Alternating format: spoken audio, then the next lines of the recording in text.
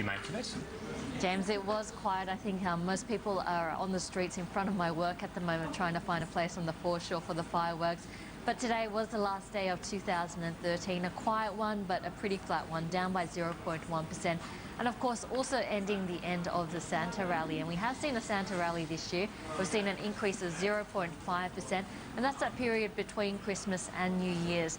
The average over the last 20 years has been 0.9%, so we have been below that average, but nice to see Santa coming this year for the markets.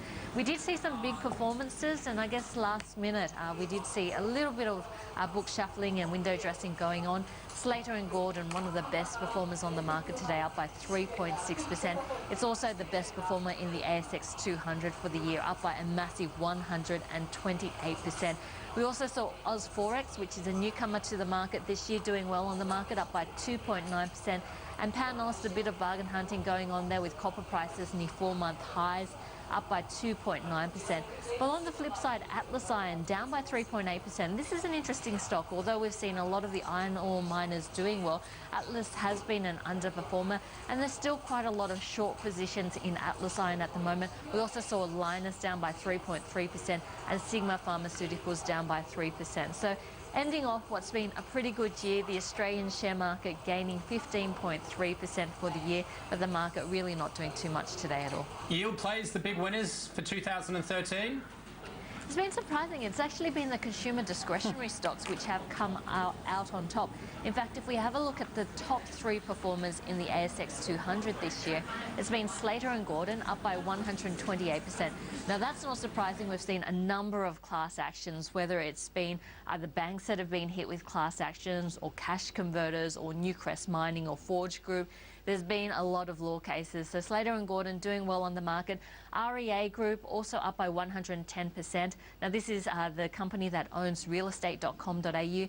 And JB Hi-Fi up by 108%. And the thing that all 3 of these stocks have in common is that they all belong in the consumer discretionary sector. So you'd have to say that 2013 was a year that cyclical stocks really made a strong bounce back.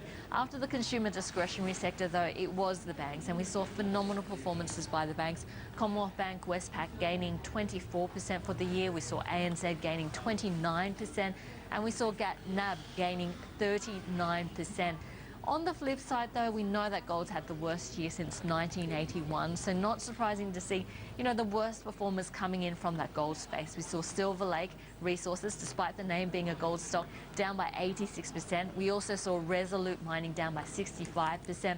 And Forge Group, which is in the mining services space, and despite the bounce back we've seen in the past week, still down by 65% for the year. And of course, Newcrest Mining also down by 65%. So I think 2013, it has been a good year for those yield plays, but it's been an even better year for some of those discretionary stocks. Does it continue, do you think, discretionary plays in 2014, or have they run their race?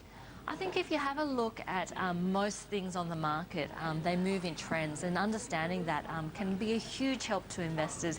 And if we have a look at why cyclical stocks have run so hard, it is because the market believes that this area is at an inflection point. It's been a very difficult period after the global financial crisis, but we're slowly seeing signs of life in the cyclical areas. It's not just the retailers where we're seeing those signs of life, but also things like the building material stocks. We're seeing it in the housing market as well. And these are usually multi-year trends. So I think in 2014, we are going to see those cyclical and those growth stocks continue to outperform, and those yield plays which have been so fantastic after the global financial, perhaps taking a little bit of a back seat. I'm not saying we're going to see negative returns for the banks, but we're not going to see the type of returns that we saw in 2013. So we should see interest rates relatively flat in 2014, but I think in the second half of 2014, a lot of investors may look to lighten up the load in terms of those yield plays, because in 2015 we'll be watching to see whether interest rates go up. Does the $8 loom large as a potential impact, do you think, on the markets for stocks, the sectors, investment strategies? This is an absolutely huge impact. Now, the Australian dollar has been down 14% in 2013. Now, after the global financial, we've seen the US stocks doing extremely well. In fact, US stocks still hovering near all-time record highs.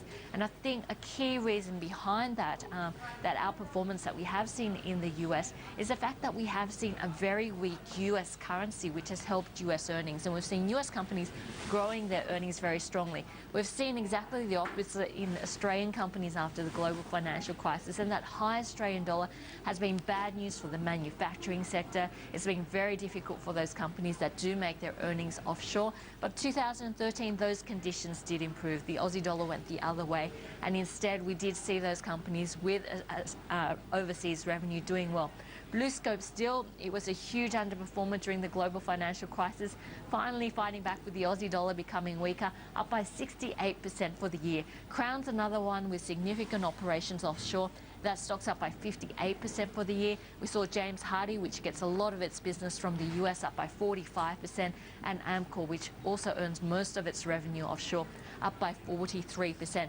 So as the Australian dollar continues to fall, that should be a positive for Australian company earnings and earnings for the ASX 200. So looking into 2014, that weaker Aussie dollar should be good news for earnings in 2014. So we're up around about 15% on the year. I mean, it sounds very, very good, but, you know, as has been pointed out all day, I mean, a lot of other countries, a lot of other markets certainly outperformed our own.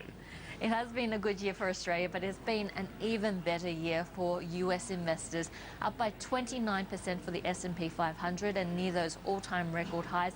Japan's gone one step further. It's up by almost double that, up by 57%.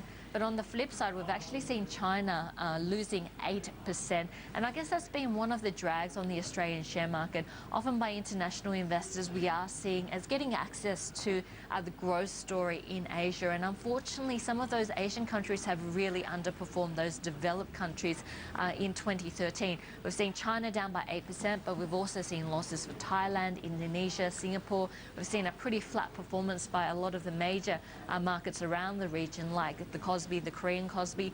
So this is going to be a key thing to watch out for in 2014. If we continue to see the emerging markets and the Asia Pacific stock markets underperform, then that could also hold back the Australian stock market. So just watching the Asia Pacific region, because it has been an underperformer compared to the US as well as Japan and Europe. One of the other fascinating aspects of the market this year, the impact of shorting that had on the market. I mean, we saw the likes of JB Hi-Fi beginning of the year, huge short positions. They obviously found wanting there. What did you make of it? Well, it's interesting. At the start of the year, the stock with the biggest amount of short positions in terms of the percentage of stock was actually JB Hi-Fi, followed by stocks like Iluka, Myer, Fairfax, Flight Centre, Harvey Norman, David Jones, Metcash, the Reject Shop, as well as Paladin. So you can see a lot of retailers were being highly short sold. And short sold is where investors and traders bet that the stock is going to go down, and they make money if the stock does go down. Of course, during the year, we've actually seen the opposite happen, and we've seen the retailers doing extremely well. Stocks like JB Hi-Fi, Kathmandu actually increasing more than 100% during the year. So coming to the end of the year, we've actually seen the biggest decrease in short positions for stocks like JB Hi-Fi, Flight Centre, Iluka, Harvey Norman, as well as Bathurst Resources, Link Energy, Silver Lake Resources, CSR, the Reject Shop, as well as Myer. So unfortunately, those short positions at the beginning of the year, they haven't proved to be correct. It's even more interesting watching where the biggest short positions are now at the end of the year. The latest reporting by ASIC is on the 20th of December. If we have a look at where the biggest percentage of short positions is, it's in QRE. Now, this is actually an exchange-traded fund, and it's by BetaShares. It tracks the resources space, so a massive amount of shorts there. The next one is SSO, which is also an exchange-traded fund, which tracks the Small Ordinaries Index. So it does look like a lot of traders betting that the resource sector and the Small Ordinaries Index may be underperformers in the coming year. Also, if we have a look at companies with huge short positions, there's stocks like Monadelphous, Cochlear, News Corporation, just to name a few of those companies which traders are making short positions and betting that the stock is going to go down. There are a lot of mining services companies in there as well, such as UGL and Bracken, and Metcash, interestingly, still popping up in that top 10 short positions at the end of the year, as it did at the beginning of the year. So Metcash still heavily shorted as it was at the beginning of the year.